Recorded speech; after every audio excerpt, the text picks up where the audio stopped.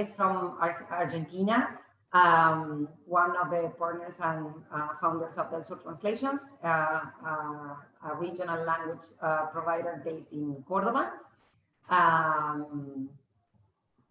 And that's it. And my name is Virginia or Virginia, also the founder and partner of delsurtranslations. And we're very happy to be here. We both studied translation here at the local university. There's a translation program with a major in English Spanish translator. So we both graduated from there. Then it was a nice coincidence in life that we both participated in an internship upon finishing our studies, and we worked as intern on a translation company in the United States that gave us a very insightful experience from a translation company from inside, and the different positions and the different tasks, and how to deal with clients and with vendors, and a lot of on-hands experience on translation and project management. So that was a very fruitful experience for both of us. So while doing that internship in the United States, we also became very good friends, because that was in Miami back when we were 20 something. So we had a lot of fun. And we're trying to keep on having fun. And we love having a company. We love having a company where people have fun, and that they can make, this career part of their lifestyle, and have fun while they do their work. So that's a nice thing behind it. So that's how we both started in translation. We studied translation, then we were in-house translators at a translations company. And when we decided to come back to Argentina, we said, what are we going to do about our lives? And we said, hey, let's open up a translations company. There have been a few things that we have kept along all these years that have really made our partnership successful. One of them is that we respect each other a lot as human beings. First of all, we have always respected what the other chose in terms of family, friends, lifestyle. And that makes a lot of, that's being a big part of our success as partners. Second, we are friends and we care for each other, and that's also important. Third, we have always tried to have a common objective for the company. We have always tried to align our objectives and work together in that direction. And finally, as we always say, we are two princesses with two castles. We have separate offices because we live in different cities, which are very close one from each other. We are 40 kilometers away, but still we have two different offices. So there are two princesses with two different reigns. That's also important, I think. Communication is key. We are on the phone all the time, and we discuss and we talk and we ask and we share. And communication has been always very important, and we trust each other a lot. I think has been successful. It was perfect. Just, I think I want to highlight that trust, friendship, companionship, and respect have been the key in these 18 years. Well, it all started, we were always very proud of how we were able throughout the years to retain talent. And one of the key positions within a translations company, we think it's project management. It's key. It's like the heart of a translation company, and in a company of our size, and because of the business model that we've chosen, it's a key position. We did go the extra mile to make sure that we retain those talents, and we were very successful. Actually, we had 3 amazing project managers that worked with us for several years, but as we started to grow and we started to need more project managers and more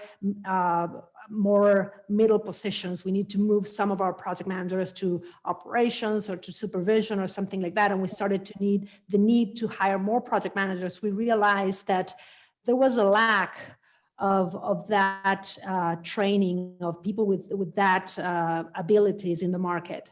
In the city where we live, Cordoba, like I said, we have a big university and with a translations program that is very, very good.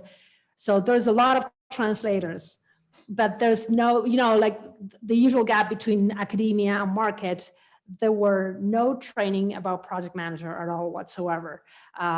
There were some programs on project management at some other universities in the country, but they were not related to the localization industry. In fact, if you ask someone with a project management experience in other industries, if they know something about localization, and usually they don't know anything.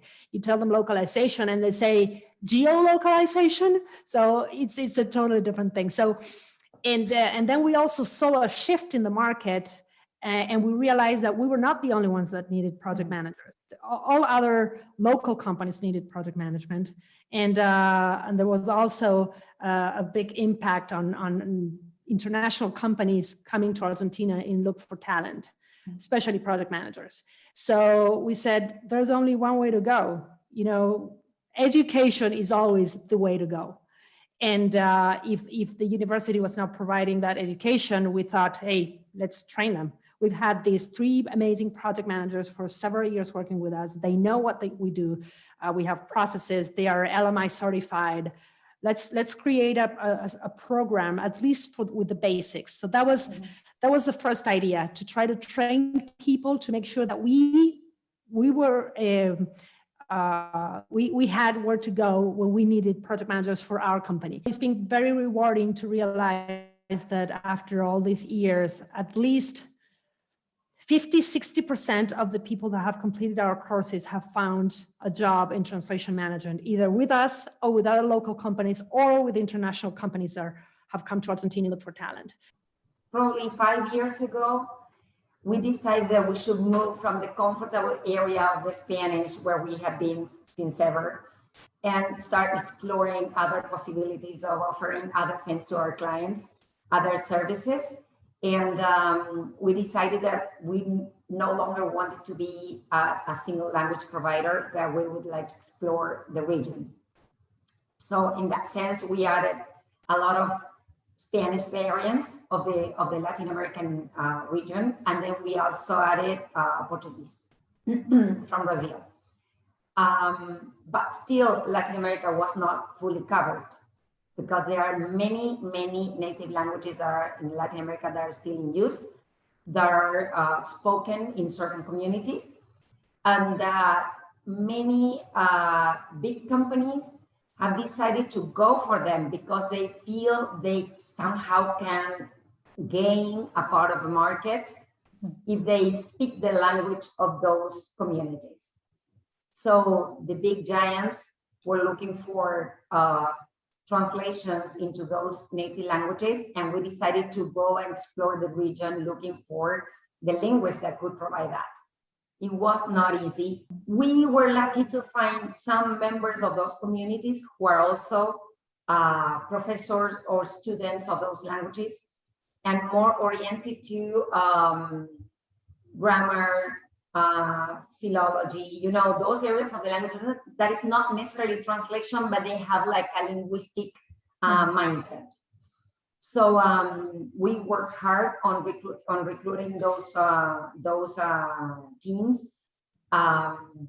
Some of them are super active or proactive in trying to learn and acquire and learn to use tools and learn processes and work according to the standards of the industry. Some others, are kind of going slower, but you need to be patient, but you see the results after all. We have been able to create 2 big teams. I wouldn't say big, but stable and nice teams in Quechua and Guarani languages. Quechua is spoken in Peru, Bolivia, north of Argentina, and part of Ecuador. And Guarani is spoken mainly in Paraguay and also in a part of Brazil and Argentina. There are 2 stable teams that are currently providing translations to the big giants that are requesting it. One of the things that we feel good about it is that we've been very inspired by a couple of presentations that we heard on, I don't remember, one of the conferences, I think it was a virtual one, so not too long ago, about the next 1 million users. And the next 1 million users, it's going to be in native languages. As part of an industry that values culture and diversity and community building and respect, we need to make sure that those languages don't die. So that goes our chip in to making sure that doesn't happen. We heard about GALA from Gabriela Morales. She was the first one to introduce us to GALA, and I remember she went to the first, she attended the first conference, I think it was in Cancun. So she spoke wonders about, that conference, and she invited us to attend. I remember that the first event I personally attended, was Portugal, Lisbon, in 2011. And I was amazed to see collaboration and network. I was really amazed because I had started attending other conferences before, since 2005, I would say.